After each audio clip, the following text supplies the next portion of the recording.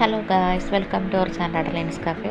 അപ്പം നമ്മളിന്ന് പറയാൻ പോകുന്ന തുണ്ടേന സാത്തമേരോഹം എന്ന് പറഞ്ഞ സീരിയലിൻ്റെ 22ാമത്തെ എപ്പിസോഡാണ്. അപ്പോൾ കഴിഞ്ഞ എപ്പിസോഡിൽ അവസാനം നമ്മൾ കണ്ടത് അപ്പോൾ ലളിതും റൂമിൽ കയറിയിട്ട് ലളിത് വാതിൽ ലോക്ക് ചെയ്തു. എന്നിട്ട് അവൾക്കിട്ടൊരു പണി കൊടുക്കാം എന്നോർത്തിട്ടുള്ള പേടിപ്പിക്കാനായിട്ട് ഓരോന്ന് ചെയ്യണം. അപ്പോൾ ആ സമയത്ത് ഇവൻ ഈ കൊതുകിനെ അടിക്കുന്ന ബാറ്റും കൊണ്ടിരിക്കുവാണല്ലോ.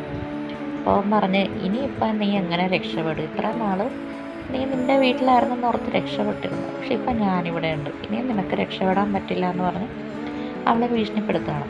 ഈ സമയത്ത് അവൻ്റെ കയ്യിൽ ഒരു കൊതുക് വന്നിരിക്കുകയാണ്. അപ്പോൾ എന്ന് പ്ലാൻ ചെയ്തിട്ടുണ്ട് എന്ന് വെച്ചാൽ, നേരത്തെ രക്ഷിത്തുമായിട്ട് ചാറ്റ് ചെയ്തപ്പോൾ ഇങ്ങനെ പറഞ്ഞായിരുന്നു, നമുക്ക് എന്തെങ്കിലും ലക്ഷ്യത്തിൽ വിജയിക്കണമെങ്കിൽ നമ്മുടെ ക്യാരക്ടറിൽ നിന്ന് നമ്മൾ പുറത്തേക്ക് വന്ന് എന്തെങ്കിലും ചെയ്യണമെന്ന്. അപ്പോൾ അതിങ്ങനെ അവൾ ആലോചിക്കുകയാണ്. അപ്പോൾ ആ സമയത്താണ് ലളിതിൻ്റെ കയ്യിലൊരു കൊതുക് വന്നിരിക്കുമ്പോൾ മറ്റേ ഇലക്ട്രിക് ബാറ്റ് ഉണ്ടല്ലോ, അതുകൊണ്ട് അവനിങ്ങനെ കയ്യിൽ അടിച്ചിട്ട് ആ കൊതുകിനെ കൊല്ലാൻ നോക്കുകയാണ്. അപ്പോൾ ആ സമയത്ത് അപ്പോൾ കൂളർ ഓണാക്കുന്നുണ്ട്. അവിടുത്തെ കൂളറിലൊക്കെ ഇങ്ങനെ വെള്ളം നിറച്ചിട്ടുള്ള കൂളറാണല്ലോ. അപ്പോൾ ഇവൾ അവിടെ എന്തോ ചെയ്യുമ്പോൾ അതിലുള്ള വെള്ളം ഇങ്ങനെ ചീറ്റി ഈ ലളിതിൻ്റെ കയ്യിലേക്ക് വീഴുകയാണ്. അപ്പോൾ ഓൾറെഡി ഇലക്ട്രിക് ബാറ്റ് കയ്യിലിരിക്കുന്നതുകൊണ്ട് അങ്ങനെ അവന് ഷോക്ക് അടിക്കുകയാണ്. ആ റൂം മൊത്തം ബെഡിലുമൊക്കെ വെള്ളമാകുകയാണ്. അപ്പോൾ പേടിച്ച് നിൽക്കുന്നുണ്ട്. സംഭവം എന്താണെന്ന് പറഞ്ഞാൽ, രശ്മിയായിട്ട് സംസാരിച്ച് നിന്നല്ലോ പുറത്ത്. അപ്പോൾ എന്തായാലും ലളിതിനിങ്ങനെ റൂമിൽ വന്നിട്ടൊരു പ്ലാൻ ഉണ്ടെന്ന് നമുക്കറിയാം. അപ്പോൾ അവളത് നേരത്തെ മുന്നിൽ കണ്ടിട്ട് വെള്ളത്തിൻ്റെ വാൽവ് തുറന്ന് വെച്ചിട്ടുണ്ടായിരുന്നു. എന്നിട്ട് കൂളർ ഓണാക്കുന്ന സമയത്ത് വെള്ളം അകത്തേക്ക് വീഴുന്ന രീതിയിൽ അവളത് സെറ്റ് ചെയ്തിട്ടുണ്ടായിരുന്നു. അപ്പോൾ ഇവൾക്ക് എന്തോ പെട്ടെന്നൊരു ധൈര്യം കിട്ടി, അത് ചെയ്തതാണ്. എന്തായാലും അവൾക്കത് ഉപകാരപ്പെട്ടു. ഇപ്പോൾ ലളിതിൻ്റെ ഈ അലർച്ചയൊക്കെ പുറത്തേക്ക് നന്നായിട്ട് കേൾക്കുന്നുണ്ട്. അപ്പോൾ ആലോചിക്കുകയാണ് നേരത്തെ ആ വാൽവ് തുറന്നു വിട്ട കാര്യം. അപ്പോൾ അപ്പുവിനോട് ഇങ്ങനെ രക്ഷിത എലിയുടെ പ്രശ്നം വന്ന ദിവസം ഇങ്ങനെ പറഞ്ഞായിരുന്നു, നിനക്ക് ധൈര്യമില്ലെന്നൊക്കെ നീ വെറുതെ പറയുന്ന, സത്യത്തിൽ നീ ഒരു ധൈര്യശാലിയാന്നൊക്കെ ഇങ്ങനെ പറഞ്ഞായിരുന്നു. അപ്പോൾ അതൊക്കെ അവളിങ്ങനെ ആലോചിക്കുകയാണ്. അപ്പോൾ ഇവൻ്റെ ദേഹത്താണെങ്കിൽ മുഴുവൻ വെള്ളം വീഴുകയാണ്. വീട്ടുകാരാണെങ്കിൽ വാതിൽ കൊട്ടുന്നുണ്ട്, എന്താ അകത്ത് ഭയങ്കര ശബ്ദം, എന്തോ വീടുന്ന ശബ്ദമൊക്കെ കേൾക്കുന്നുണ്ടല്ലോ, വാതിൽ തുറക്കാൻ പറയണം. അപ്പോൾ ആദ്യം പോയി വാതിൽ തുറന്നിട്ട് പുറത്തേക്ക് ഇറങ്ങി നിൽക്കുകയാണ്. ഇവനെങ്ങനെ പ്രതികരിക്കുമെന്ന് അറിഞ്ഞൂടല്ലോ. അപ്പോൾ വീട്ടിലുള്ള എല്ലാവരും വന്നിട്ട് നോക്കുമ്പോൾ മുറി ആകെ നനഞ്ഞ് കിടക്കുന്നു, പിന്നെ ലളിത് താഴെ വീണ് കിടക്കുന്നു. അപ്പോൾ അവരെല്ലാവരും എണീപ്പിക്കുകയാണ്. എന്നിട്ട് എന്താ പറ്റിയെന്ന് ചോദിക്കുമ്പോൾ അപ്പോൾ പറയണം, അത് സർവീസ് ചെയ്യേണ്ട സമയം കഴിഞ്ഞല്ലോ, എങ്ങനെയോ വെള്ളം അകത്തേക്ക് വന്നതാണ് എന്ന് പറഞ്ഞിട്ട് അവളവിടെ നിൽക്കുന്നു. പക്ഷേ ലളിതിന് ഏകദേശം മനസ്സിലായത് അപ്പൂൻ്റെ പ്ലാനാണ്. അപ്പോൾ അവിനാശ് ചോദിക്കുന്നുണ്ട്, അല്ല ഇതിപ്പോൾ എന്ത് പറ്റാനാ, ഇന്നലെ വരെ ഒരു കുഴപ്പമില്ലായിരുന്നല്ലോ. എന്താണെന്ന് വെച്ചാൽ അവിനാശിൻ്റെ റൂമിലാണ് ഇവർ കിടക്കുന്നത്.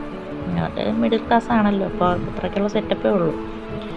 അപ്പോൾ അവിനാശ് അത് ചെക്ക് ചെയ്യാൻ പോകുമ്പോഴത്തേക്കും പെട്ടെന്ന് അപ്പു ശ്രദ്ധ മാറ്റണം. എന്ന് വെച്ചാൽ അവിനാശ് നോക്കി അവന് മനസ്സിലാവുക ഇത് ഇവിടെ ഒപ്പിച്ചതാണ്. അപ്പോൾ അതിന് മുന്നേ അപ്പു പറയണം, ആ അമ്മയതേ നോക്ക്, ബെഡിൽ മുഴുവൻ വെള്ളമായല്ലോ, ഇനിയിപ്പോൾ 3-4 ദിവസം വെയിൽ കൊള്ളിക്കാതെ ഈ ബെഡ് ഉണങ്ങാൻ പോകുന്നില്ല, ഇനിയിപ്പം നമ്മൾ എന്ത് ചെയ്യും എന്നൊക്കെ അപ്പു ഇങ്ങനെ പറയണം. ഇത് കേട്ടപ്പോൾ ലളിതിന് മനസ്സിലായത് ഇവളുടെ പടി തന്നെയാണ്. അപ്പോൾ അവനിങ്ങനെ ആലോചിക്കണം, സത്യത്തിൽ ഇവൾ ഇങ്ങനെയൊക്കെ ചെയ്യാറായോ, ഇതൊക്കെ എവിടെ നിന്നാണ് ഇങ്ങനൊരു ബുദ്ധി കിട്ടിയത് എന്നൊക്കെ അവനിങ്ങനെ ആലോചിക്കണം. അടുത്ത സീനിൽ കാണിക്കുന്നത് രക്ഷത്തിൻ്റെ വീടാണ്. അവിടെ ഇങ്ങനെ രക്ഷത്തിൻ്റെ ഏട്ടൻ്റെ മോള്, അതായത് മോഹിത്തിൻ്റെ മോള് വന്ന് നിൽക്കുമ്പോഴാണ് ഇങ്ങനെ ഈ റവീണയുടെ ബ്രദറായ പരമിനെ അടിക്കുന്നത് കണ്ടുകൊണ്ടാണ് അവർ വരുന്നത്.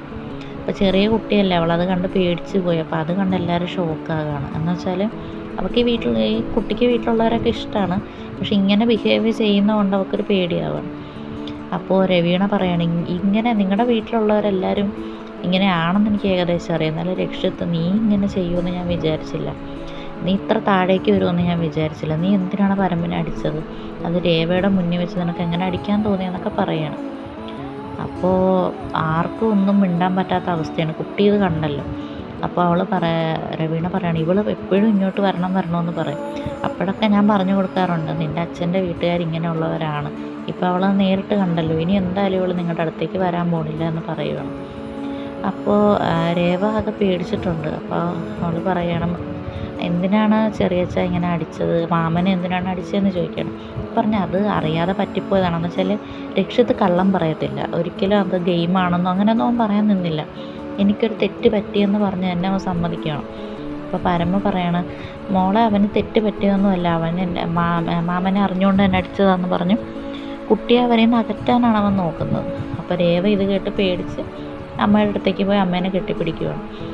അപ്പോൾ അവൾക്ക് എന്തിനിങ്ങനെ വഴക്കൊക്കെ കാണുമ്പോൾ കുട്ടികൾക്ക് പേടിയാവുമല്ലോ. അപ്പോൾ പരമാണെങ്കിൽ അത് മുതലെടുക്കാനാണ് നോക്കുന്നത്. അപ്പോൾ രവീണ കംഫർട്ട് ചെയ്യാണ് രേവേന, ഒന്നുമില്ല ഒന്നുമില്ല എന്ന് പറയണം. കുട്ടിയാണെങ്കിൽ രക്ഷിത്തിൻ്റെ അടുത്തേക്ക് അച്ഛൻ്റെ അടുത്തേക്ക് ഒന്നും പോകുന്നില്ല വിളിച്ചിട്ട്, ഇങ്ങനെ കണ്ടതുകൊണ്ട്. ഈ പരമാണെങ്കിൽ എരുതിയിൽ എണ്ണ ഒഴിക്കണ പോലെ ഇവനെ രക്ഷിത്തിനെ അതും പറഞ്ഞ് പിന്നെ ഇങ്ങനെ മൂപ്പിക്കണം. ഇപ്പോൾ രവീണ ഇത് കേട്ടിട്ട് പറയുന്നുണ്ട്, പരം നീ നിർത്ത്, കുട്ടി കേൾക്കുന്നത്, കുട്ടി കേൾക്കുകയാണ് നിങ്ങളെല്ലാവരും ഇങ്ങനെ വഴക്കുണ്ടാക്കുന്നതെന്ന് പറഞ്ഞ് അവളുടെ ബ്രദറിനെ തന്നെ വഴക്കിടുന്നു. വെച്ചാൽ രവീണയ്ക്ക് അറിയാം അവൾക്ക് ഇപ്പോഴും മോഹിത്തിന് ഇഷ്ടമൊക്കെ തന്നെയാണ്. പക്ഷേ ഈ ആങ്ങളെ ഇങ്ങനെ എരുതിയിൽ എണ്ണ ഒഴിക്കുന്ന ഒരു പരിപാടി കാണിച്ചിട്ടാണ് ഇവർ തമ്മിലിങ്ങനെ ഒന്നിക്കാതെ പോകുന്നത്. അപ്പോൾ അതുകൊണ്ട് അവനെ ചീത്ത പറയുകയാണ്. അപ്പോൾ രക്ഷിത്തിനോട് പരമ പറയണം, ഇങ്ങനത്തെ ബിഹേവിയറൊന്നും കുട്ടി പഠിക്കണമെന്നും പറഞ്ഞിട്ടാണ് ഞങ്ങൾ അവളെ ഇങ്ങോട്ടേക്ക് അയക്കാത്തത്. നിങ്ങൾ ബിസിനസ്സിലും ഫെയിലാണ്, ജീവിതത്തിലും ഫെയിലാണ് എന്നൊക്കെ പറഞ്ഞ് രക്ഷിത്തിനിങ്ങനെ കുത്തുവാണ്. അപ്പോൾ രേവയോട് പരമ പറയാണ്, മോളെ നീ സ്കൂളിൽ പഠിച്ചിട്ടില്ലേ, ഇങ്ങനെ ഉള്ളവരൊക്കെ ബാഡ് പീപ്പിൾസാണ്, ഇങ്ങനെ അടിക്കുന്നവരൊക്കെ ബാഡായിട്ട് ചെയ്യുന്നവരാണ്, അങ്ങനെയുള്ളവർക്ക് എന്ത് ശിക്ഷയാണ് സ്കൂളിൽ കൊടുക്കാറുള്ളത് എന്ന് ഇങ്ങനെ മോളോട് ചോദിക്കുകയാണ് പരമ. അപ്പോൾ ആ കുട്ടി പറയും, അങ്ങനെയുള്ളവർക്ക് മുട്ടിൽ നിന്നിട്ട് അല്ലെങ്കിൽ കാത് രണ്ടും പിടിച്ചിട്ട് ഏത്തയിടുക അങ്ങനെയൊക്കെയാണ് സ്കൂളിൽ ചെയ്യിക്കുന്നതെന്ന് പറയും. അപ്പോൾ പരമ അത് ശരിയാ, തെറ്റ് ചെയ്യുന്നവർ അങ്ങനെ തന്നെ ചെയ്യിക്കണ്ടേ. ഇവൻ്റെ ഉദ്ദേശം എന്ന് വെച്ചാൽ ഇപ്പോൾ രക്ഷത്തിനെ കൊണ്ട് ഏത്ത പിടിക്കണം അവൻ്റെ മുമ്പിൽ. അവൻ്റെ ഈഗോ ഹേർട്ട് ചെയ്യാൻ വേണ്ടിയിട്ടാണ് ഇവനിതൊക്കെ ഒപ്പിക്കുന്നത്. അപ്പോൾ രേവയോട് ഇങ്ങനെ പറയുന്നുണ്ട്, അപ്പോൾ നമ്മളെന്തെങ്കിലും തെറ്റ് ചെയ്ത് അങ്ങനെ സോറി പറയണമല്ലേ, അങ്ങനെ ചെയ്യുന്നവരെല്ലാം നല്ല ആൾക്കാരായിട്ട് നമുക്ക് കണക്കാക്കാൻ പറ്റുള്ളൂ എന്നൊക്കെ പറഞ്ഞ് ആ കുട്ടീനെ ഇങ്ങനെ ഇതിലേക്ക് വലിച്ചടയ്ക്കുവാണ്. അപ്പോൾ ഇത് കേട്ടിട്ട് വിവാന് ദേഷ്യം വരുന്നുണ്ട്. അപ്പോൾ അവൻ പറഞ്ഞു, നിനക്കിപ്പോൾ എന്താ എൻ്റെ ഏട്ടനെ കൊണ്ട് ഏത്തടിക്കണമല്ലേ, അതൊക്കെ നീ മറന്നേക്കതൊന്നും സ്വപ്നത്തിൽ പോലും നടക്കത്തില്ല എന്നൊക്കെ പറഞ്ഞ് അവനെ ചീത്ത പറയുവാണ്. രക്ഷിത്തൊന്നും മിണ്ടുന്നില്ല. എന്ന് വെച്ചാൽ അവന് ഭയങ്കര ഗിൽട്ടായിപ്പോയി. എന്ന് വെച്ചാൽ കുട്ടിയുടെ മുന്നിൽ വെച്ച് ഇങ്ങനെ പറ്റിയല്ലോ എന്ന് ഓർത്തിട്ട്, എന്ന് വെച്ചാൽ ഇവരൊക്കെ വലിയ ഇഷ്ടമാണ് ആ കുട്ടിക്ക്. അപ്പോൾ അവരുടെ മുന്നിൽ വെച്ച് ഇങ്ങനെ ആയല്ലോ എന്ന് ഓർത്തിരിക്കുകയാണ്. മോഹിത്താണെങ്കിൽ വെള്ളമടിച്ച് കെറിഞ്ഞൊരു സ്ഥലത്തിരിക്കുകയാണ്, അവനൊന്നും ചെയ്യാൻ പറ്റുന്നില്ല. അപ്പോൾ പരമ പറയുവാണ്, ആണാണെങ്കിൽ നീ ചെയ്യടാ, നിനക്ക് ഇങ്ങനെ ചെയ്യാൻ ധൈര്യം ഉണ്ടെങ്കിൽ നീ ചെയ്യും, അല്ലെങ്കിൽ ഈ കുട്ടി ഇവിടെ നിൽക്കത്തുമില്ല, അവൾക്ക് ഇവിടെ നിൽക്കാൻ ആഗ്രഹമില്ലെങ്കിൽ ഞങ്ങൾ നിർത്തത്തുമില്ല, ഞങ്ങൾ കൊണ്ടുപോകും. പിന്നെ കോർട്ട് പറഞ്ഞ രീതിക്കുള്ളൊരു സമയത്ത് പോലും നിങ്ങൾക്ക് കുട്ടീനെ കാണാൻ പറ്റില്ല എന്ന് പറയണം. അപ്പോൾ ഇത് കേട്ടിട്ട് ഇരയ്ക്ക് ദേഷ്യം വരികയാണ്. നിനക്ക് എന്ത് ധൈര്യം ഉണ്ടെങ്കിൽ നീ രക്ഷിത്തിനോട് ഏത്തവിടാൻ പറയൂടാ എന്നൊക്കെ പറയുമ്പോൾ രക്ഷിത്ത് പറയില്ല, നീ മിണ്ടാതിരിക്കും, ഇത് ഞങ്ങളുടെ ഫാമിലിയുടെ കാര്യമാണ്, അത് നോക്കാൻ ഞങ്ങൾക്കറിയാം, നീ ഇതിലിടപെടണ്ടെന്ന് പറയുകയാണ്. ഇപ്പോൾ വിവാൻ പറയാണ്, ഞാൻ ഈ ഫാമിലിയിലുള്ള ആളാണല്ലോ, എനിക്കിടപെടാമല്ലോ, എന്തായാലും ഏട്ട ഏത്തവിടാൻ പോകണില്ല, മര്യാദയ്ക്ക് ഇവിടെ നിന്ന് പോയിക്കോ, അല്ലെങ്കിൽ രണ്ടെണ്ണത്തിന് ഞാൻ ചവിട്ടി പുറത്താക്കുമെന്ന് പറയും. അപ്പോൾ രക്ഷിത്ത് പറയണ, വിവാൻ നീ ശബ്ദം ഉണ്ടാക്കണ്ട, നീ വഴക്കുണ്ടാക്കാതെ നിൽക്ക്, ഇത് ഞാൻ ഡീൽ ചെയ്തോളാം എന്ന് പറയുകയാണ്. അപ്പോൾ രക്ഷത്തിന് എന്തോ പ്ലാനുണ്ട്. എന്ന് വെച്ചാൽ അവനൊരിക്കലും അവൻ്റെ തെറ്റുകൾ അവന് സംഭവിച്ച അവൻ മറക്കത്തില്ല, അവനത് പരിഹാരം കണ്ടെത്താൻ നോക്കും, അവൻ സോറി പറയാൻ നോക്കും. അങ്ങനെ ഒരു ക്യാരക്ടറാണ് രക്ഷത്തിൻ്റെ. അല്ലാതെ കുട്ടീനെ വെറുതെ പറ്റിക്കാനായിട്ട് അതറിയാതെ പറ്റിയത്, അല്ലെങ്കിൽ ഞങ്ങൾ ഗെയിം നടത്തിയതാണ്, അങ്ങനെയൊന്നും അവൻ പറയുന്നില്ല. എനിക്ക് തെറ്റ് പറ്റി, ഞാൻ അതിന് പരിഹാരം ചെയ്യാം എന്ന് തന്നെയാണ് അവൻ അപ്പോഴും പറയുന്നത്. അപ്പോൾ ഇരയൊക്കെ ഞെട്ടി നിൽക്കുകയാണ് ഇങ്ങനെ സമ്മതിച്ചെന്ന് പറയുമ്പോൾ. എന്ന് വെച്ചാൽ രക്ഷിത്ത് അങ്ങനെയുള്ളൊരു ക്യാരക്ടറാണ്. ഇവൻ ഏത്ത വിടാൻ പോകണമെന്ന് വെച്ചാൽ രവീണയ്ക്കും ആകെ ടെൻഷനാണ്. അപ്പോൾ കുട്ടീനെ കംഫർട്ട് ചെയ്യാൻ വേണ്ടി അവൻ പറയണം, ഞാൻ ഏത്ത വിടാം, എന്തായാലും സോറി അങ്ങനെ തന്നെയല്ലേ പറയണ്ടേ എന്നും പറഞ്ഞ് അവനെ ഏത്ത വിടുവാണ്. ഇത് കണ്ടിട്ട് വീട്ടിലുള്ള ആർക്ക് സഹിക്കുന്നില്ല. എന്ന് വെച്ചാൽ ഇത് പരമിൻ്റെ മുന്നിലാണ് ഏത്ത വിടണമെന്ന് ഓർക്കണം. അത് കണ്ടിട്ടാണ് കൂടുതലും എല്ലാവർക്കും വിഷമം. അപ്പോൾ പരം ഇതിങ്ങനെ ആസ്വദിച്ചുകൊണ്ടിരിക്കുകയാണ്. അപ്പോൾ കുട്ടി ഒന്ന് ഓക്കെ ആയി വരുന്നുണ്ട് ഇത് കണ്ടിട്ട്. രേവ ഓർക്കുകയാണ്, അപ്പോൾ ജസ്റ്റ് ഒരു തെറ്റ് പറ്റിയതാണ്, ഞാൻ ക്ഷമ ചോദിക്കുന്നുണ്ടല്ലോ എന്ന് പറയണം. അപ്പോൾ ഇത് കണ്ടിട്ട് രേവ പറയാണ്, ഇപ്പോൾ ചെറിയച്ചൻ ഗുഡ് ബോയ് ആയി എന്നിങ്ങനെ പറയണം. അപ്പോൾ രവീണയ്ക്ക് ഇത് കണ്ടിട്ട് പേടിയാവുന്നുണ്ട്. ഇതിൻ്റെ പരിണീത ഫലം എന്താണെന്ന് ഓർത്തിട്ടാണ് അവൾക്ക് പേടി. എന്ന് വെച്ചാൽ ആ ഫാമിലിയിൽ കിങ്ങായിട്ട് നിൽക്കുന്ന പോലെയാണ് രക്ഷിത്ത് അവിടെ. അപ്പോൾ അവനെ കൊണ്ട് ഇങ്ങനെ ചെയ്യിക്കുന്നല്ലോ എന്ന് വിചാരിച്ചിട്ടാണ് രവീണയ്ക്ക് പേടി. പരം ഇത് നന്നായിട്ട് ആസ്വദിക്കുന്നുണ്ട്. പക്ഷെ അത് കഴിഞ്ഞിട്ട് എന്താ പറ്റാൻ പോണേന്ന് അവനൊരു ഐഡിയ ഇല്ല. അപ്പോൾ രക്ഷിത്ത് പറയാണ്, ഇപ്പോൾ ഓക്കെ ആയില്ലേ, ഇനി ഞങ്ങളുടെ അടുത്തേക്ക് വരത്തില്ലേ എന്ന് ചോദിക്കുകയാണ്. അപ്പോൾ പിന്നെ രേവ ഓക്കെ ആയി രക്ഷിത്തിൻ്റെ അടുത്തേക്ക് ഓടിച്ചെന്ന് അവനെ ഹഗ് ചെയ്യുകയാണ്. ഞാൻ ഒത്തിരി മിസ് ചെയ്തു, ജീനി ചാച്ചു എന്നാണ് ഇതിൽ രക്ഷിത്തിനെ വിളിക്കുന്നത്. അപ്പോൾ ഞാൻ ഒത്തിരി ചാച്ചുവിനെ മിസ് ചെയ്തു എന്നൊക്കെ ഇങ്ങനെ പറയണം. അപ്പോൾ രവീണയും കുട്ടീനെ അവിടെ ആക്കാൻ തയ്യാറാവുകയാണ്. അപ്പോൾ എല്ലാവർക്കും സന്തോഷമാവാണ്. എന്നിട്ട് രേവ പറയാണ്, എന്താണ് എന്നെ കാണാൻ വരാഞ്ഞത്? പണ്ടൊക്കെ എപ്പോഴും എന്നെ കാണാൻ വരുമായിരുന്നല്ലോ, ഇപ്പം എന്താ കാണാൻ വരാത്തതെന്ന് പറയാണ്. അപ്പോൾ രക്ഷിത പറയണ, ഇപ്പോൾ കുറച്ച് തിരക്കുകളൊക്കെ ആയിപ്പോയി, എന്തായാലും നീ ഇങ്ങോട്ട് വെക്കേഷന് വരുമെന്നറിയായിരുന്നു. എന്തായാലും നിൻ്റെ സ്കൂളിൽ പഠിപ്പിച്ചത് കറക്റ്റ് കാര്യമാണ്. തെറ്റ് ചെയ്താൽ ഇങ്ങനെ തന്നെ വേണം പരിഹാരം കണ്ടെത്താൻ. ഒരാളുടെ ദേഹത്ത് കൈവയ്ക്കുന്നത് അല്ലെങ്കിൽ അവരെ അടിക്കുന്നത് ഉപദ്രവിക്കുന്നതൊന്നും ഒരിക്കലും ശരിയായിട്ടുള്ള കാര്യമല്ല. അത് നമുക്കൊരിക്കലും ന്യായീകരിക്കാൻ പറ്റത്തില്ല. അപ്പോൾ ഭാവിയിൽ നിനക്കും ഇങ്ങനൊരു സിറ്റുവേഷൻ ഉണ്ടായാലും നീയും തീർച്ചയായിട്ടും നിൻ്റെ ഈഗോ ഒന്നും നോക്കാതെ ആരാണ് നിൻ്റെ മുന്നിൽ നിൽക്കണമെങ്കിൽ നീ തെറ്റ് ചെയ്തെന്ന് നിനക്ക് തോന്നിയാൽ അവരോട് സോറി ചോദിക്കണമെന്നൊക്കെ പറഞ്ഞിട്ട് കുട്ടിയോട് ഇങ്ങനെ പറയണം. അപ്പോൾ രക്ഷിത്തിൻ്റെ അമ്മ പരമനോട് പറയണം, നീ ചോദിച്ചില്ല എന്താണ് നീയും രക്ഷിത്തും തമ്മിലുള്ള വ്യത്യാസം, ഇതാണ് നിങ്ങൾ തമ്മിലുള്ള വ്യത്യാസം. അവന് അത്രയും ഇറങ്ങിച്ചെന്നത് ചെയ്യണമെങ്കിൽ അത് ആ കുട്ടിയോടുള്ള സ്നേഹം കൊണ്ടാണ്. അവൻ്റെ ഏട്ടൻ്റെ മോളോടുള്ള സ്നേഹം കൊണ്ട് അവനങ്ങനെ അവൻ്റെ അഭിമാനം വരെ കളഞ്ഞ് അവനെ ഏത്തവിടാൻ വരെ അവൻ ശ്രമിച്ചു. പക്ഷെ നീ എന്താ ചെയ്തത്? നിൻ്റെ ശത്രുത ജയിക്കാൻ വേണ്ടിയിട്ട് ഈ കുട്ടീനെ ഉപയോഗിച്ചിട്ട് ആ ഡിവോഴ്സ് നടത്തിയെടുത്തു. എന്നുവെച്ചാൽ നിൻ്റെ പെങ്ങളുടെ കുട്ടിയെ ഉപയോഗിച്ച് നീ നിൻ്റെ പ്രതികാരം തീർത്ത്. ഇതാണ് നീ രക്ഷിത്തും തമ്മിലുള്ള വ്യത്യാസമെന്ന് പറയണം.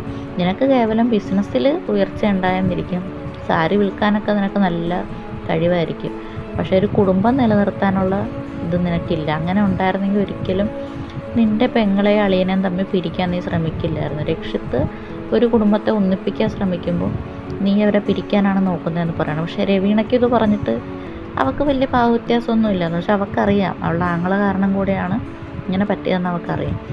അപ്പോൾ പറയുകയാണ്, കുട്ടീനെ ആക്കാൻ വന്നെങ്കിൽ കുട്ടീനെ ആക്കിയിട്ട് നിങ്ങൾ പോയിക്കോ, ഇവിടെ കൂടുതൽ നിന്ന് ഷോ ഒന്നും കാണിക്കാൻ നിൽക്കണ്ടെന്ന് പറയണം. അപ്പോൾ രവീണ പറയണം, അല്ല ചെറിയമ്മ ഞാനൊന്ന് പറഞ്ഞോട്ടെ എന്ന് ചോദിക്കാം. അപ്പോൾ പറഞ്ഞു, നീ ഒന്നും പറയണ്ട, കുട്ടീനെ ആക്കാൻ വന്നൊരു കുട്ടീനെ ആക്കിയിട്ട് പോയാൽ മതി. അവൾക്ക് എപ്പോഴാണോ അമ്മ വീട്ടിലേക്ക് വരാൻ തോന്നുന്നത് അപ്പം ഞങ്ങൾ തിരിച്ചു കൊണ്ടാക്കിക്കോളാം. എന്നുവെച്ചാൽ ഞങ്ങൾക്കറിയാം ഒരമ്മേനെ മോൻ്റെ അടുത്തുനിന്ന് പിരിക്കുന്നത് എങ്ങനെയാണെന്ന് ഞങ്ങൾക്കറിയാം. അപ്പോൾ അതിൻ്റെ വിഷമം ഞങ്ങൾക്കറിയാം. അതുകൊണ്ട് ഞങ്ങൾ അവൾക്ക് എപ്പോഴാണോ അമ്മേനെ കാണാൻ തോന്നുന്നത് ആ സമയത്ത് ഞങ്ങൾ കൊണ്ടാക്കും. അല്ലെങ്കിൽ നീ പറഞ്ഞോ നിൻ്റെ കുട്ടീനെ നിനക്ക് കാണാൻ തോന്നുമ്പോൾ നീ ഇങ്ങോട്ട് വന്ന് കണ്ടോ എന്ന് പറയണം. എന്നിട്ട് രവീണയും പരമ അവിടുന്ന് പോവുകയാണ്. അപ്പോൾ രേവയോട് ഇങ്ങനെ അവർ ചോദിക്കുന്നുണ്ട് എല്ലാവരും, ഞങ്ങളെയൊക്കെ മിസ് ചെയ്തു, എന്താ മോള് വരാഞ്ഞെന്നൊക്കെ പറഞ്ഞിട്ട് എല്ലാവരും അവളെ ഇങ്ങനെ കൊഞ്ചിക്കുകയാണ്. അപ്പോൾ മോഹിത്ത് അവളെ അടുത്തേക്ക് വിളിക്കുന്നുണ്ട്. അപ്പോൾ രേവ ഓടി വന്ന് മോഹിത്തിനെ ഹഗ് ചെയ്യണം. എന്നിട്ട് പറയുകയാണ്, അച്ഛൻ എന്താ എന്നെ വന്ന് കാണാത്തേ, ഇവരൊന്നും കാണാൻ വന്നില്ലെങ്കിൽ അച്ഛൻ എന്നെ വന്ന് കണ്ടുകൂടെ എന്നൊക്കെ ചോദിക്കണം. എന്നിട്ട് ഇവളെ കെട്ടിപ്പിടിക്കുമ്പോൾ ഇവൻ വെള്ളം അടിച്ചിരിക്കുകയാണല്ലോ, അതുകൊണ്ട് സ്മെല്ലടിക്കുന്നുണ്ട്. അപ്പോൾ പറയുന്നുണ്ടോ, പിന്നെയും ആ വെള്ളത്തിൻ്റെ സ്മെല്ല്, ആ ചീത്ത വെള്ളത്തിൻ്റെ സ്മെല്ലാണ് അച്ഛന്. ഞാൻ അച്ഛൻ്റെ കൂടെ കിടന്നുറങ്ങത്തില്ല, ഞാൻ ചെറിയച്ഛൻ്റെ കൂടെ കിടന്നുറങ്ങുള്ളൂ എന്ന് പറയണം. അപ്പോൾ ഇവർക്ക് എല്ലാവർക്കും ഒരു നാണക്കേടാവുകയാണ് അത് പറയുമ്പോൾ. എന്ന് വെച്ചാൽ അവളുടെ മുന്നിൽ വെച്ച് മോഹിത്തിനൊന്നും പറയാനും പറ്റത്തില്ല. കുട്ടിക്ക് വരെ അത് മനസ്സിലായി, അവനൊരു ബാഡ് ഹാബിറ്റ് ഉണ്ടെന്ന് മനസ്സിലായി എന്നറിയുമ്പോൾ എല്ലാവർക്കും ഒരു വിഷമാവുകയാണ്. പറഞ്ഞു, എന്തായാലും നല്ല സ്മെല്ല് വരുന്നുണ്ട്, അച്ഛൻ എൻ്റെ അടുത്തേക്ക് വരണ്ട, എനിക്ക് ഇങ്ങനെയുള്ള അച്ഛനെ എനിക്കിഷ്ടമല്ല, ഇങ്ങനെയാണെങ്കിൽ ഞാൻ എൻ്റെ അമ്മയുടെ അടുത്തേക്ക് തന്നെ പോകുമെന്നൊക്കെ പറയണം. അപ്പോൾ സിറ്റുവേഷനൊന്ന് ഹാൻഡിൽ ചെയ്യാനായിട്ട് രക്ഷിത്ത് പറയണം, മണവോ, എന്ത് മണമാണ് വരുന്നത്? ആ ശരിയാണല്ലോ, എനിക്കും മണം വരുന്നുണ്ടല്ലോ എന്നൊക്കെ പറയാണ്. അപ്പോൾ രേവ പറയണ, ഓ ചാച്ചുവിനും മണം വരുന്നുണ്ടോ, എന്ത് മണമാണ് വരുന്നതെന്ന് ചോദിക്കണം. അപ്പോൾ പറഞ്ഞു, ഞങ്ങളിവിടെ നൂഡിൽസ് ഉണ്ടാക്കിയിട്ടുണ്ട്, അതിൻ്റെ മണമാണെന്ന് തോന്നുന്നു, വേഗം വന്നാൽ ചൂടോടെ കഴിക്കാം എന്ന് പറയുമ്പോൾ രേവ ഹാപ്പി ആവാം. എന്നാൽ വാ നമുക്ക് നൂഡിൽസ് കഴിക്കാമെന്നും പറഞ്ഞ് എല്ലാവരും അവളെയും കൊണ്ട് കിച്ചണിലേക്ക് പോവാണ്. ഈ സമയത്ത് അവിടെ രക്ഷിത്തും മോഹിത്തും വല്യമ്മയും മാത്രമേ ഉള്ളൂ. രക്ഷിത്ത് ഏട്ടനെ ഒന്ന് നോക്കുന്നുണ്ട്, പക്ഷെ അവനൊന്നും മിണ്ടുന്നില്ല. എന്തൊക്കെ പറഞ്ഞാലും ചേട്ടനല്ലേ, അങ്ങനെ വഴക്കിടാനൊന്നും പറ്റത്തില്ലല്ലോ. അപ്പോൾ വല്യമ്മയും ഇങ്ങനെ നോക്കി പേടിപ്പിക്കുന്നുണ്ട് മോഹിത്തിന്. അടുത്ത സീനിൽ കാണിക്കുന്ന അപരാജിതരുടെ വീടാണ്. അപ്പോൾ ഒരു കടമ്പ് അവൾ എങ്ങനെയെങ്കിലും കടന്നു. എന്ന് വെച്ചാൽ ഇന്നത്തെ രാത്രി ലളിതിൻ്റെ കയ്യിൽ നിന്ന് രക്ഷപ്പെട്ടു. ഇനിയുള്ള രാത്രികളിൽ എന്ത് ചെയ്യുമെന്ന് ഓർത്ത് അവളിങ്ങനെ പേടിച്ചിരിക്കുവാണ്. അപ്പോൾ ഒന്നാമത്തെ ചൂട് കാലമാണ് ആ ടൈമിന് അവിടെ. അപ്പോൾ ആ സമയത്ത് എല്ലാവരും ഹോളിൽ കിടക്കാൻ നോക്കുകയാണ്. ആകെ ഒരു നല്ല റൂമുള്ളത് ഇവർക്ക് കൊടുത്തായിരുന്നല്ലോ, അപ്പോൾ അവിടെ വെള്ളമായി. ഇനിയിപ്പോൾ എന്ത് ചെയ്യും? ഇനിയിപ്പോൾ അപ്പുവിൻ്റെ റൂമേ ഉള്ളൂ. അവിടെ ആണെങ്കിൽ കൂളറില്ല, ആകെ ഒരു കൂളറേ ഇനിയുള്ളൂ.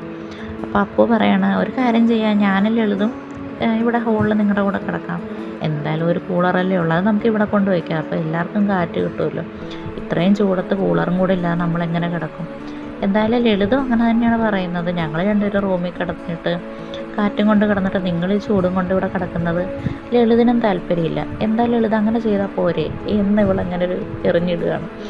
അപ്പോൾ ലളിതിനാകെ വായടഞ്ഞു പോവുകയാണ്. എന്ന് വെച്ചാൽ ഒന്നും പറയാനും പറ്റത്തില്ല, ഇവനവിടുത്തെ നല്ല കുട്ടിയാണല്ലോ. അപ്പോൾ മോഹിത്തിന് സന്തോഷമായി, അവനെങ്ങനെ ചൂടത്ത് കിടന്നുറങ്ങുമെന്ന് ആലോചിക്കുകയായിരുന്നു. അപ്പോൾ ലളിത് പറഞ്ഞ് ജസ്റ്റ് മിസ്സായി, ഇനിയിപ്പോൾ എങ്ങനെ ഇവളെ മിസ്സാക്കാൻ പറ്റില്ല. പക്ഷെ ഇവൾക്ക് ഇത്ര ധൈര്യം ആരാണ് കൊടുത്തത്? ഒന്ന് എൻ്റെ മുന്നിൽ നാവനക്കാനും എന്നെ നേരെ നോക്കാൻ പേടിയുള്ള ആൾ എങ്ങനെ ഇതൊക്കെ ചെയ്യുന്നു എന്നോർത്തിട്ട് ലളിതിന് അത്ഭുതമാവാണ്. അടുത്ത സീനിൽ കാണിക്കുന്നത് രക്ഷിത്തിൻ്റെ വീടാണ്. അപ്പോൾ രക്ഷിത്ത് രേവേനെ ഉറക്കിയിട്ട് അവൻ്റെ റൂമിലാണ് കിടന്നത്. ഇങ്ങനെ മോഹിത്ത് മദ്യപിച്ചിരിക്കണതുകൊണ്ട് അവിടെ കിടന്നില്ല. അപ്പോൾ മോഹിത്ത് വന്ന് കുട്ടി ഉറങ്ങിയെന്ന് വന്ന് നോക്കുകയാണ്. അപ്പോൾ ഈ സമയത്ത് രക്ഷിത്ത് നേരത്തെ ഒന്നും പറഞ്ഞില്ലല്ലോ.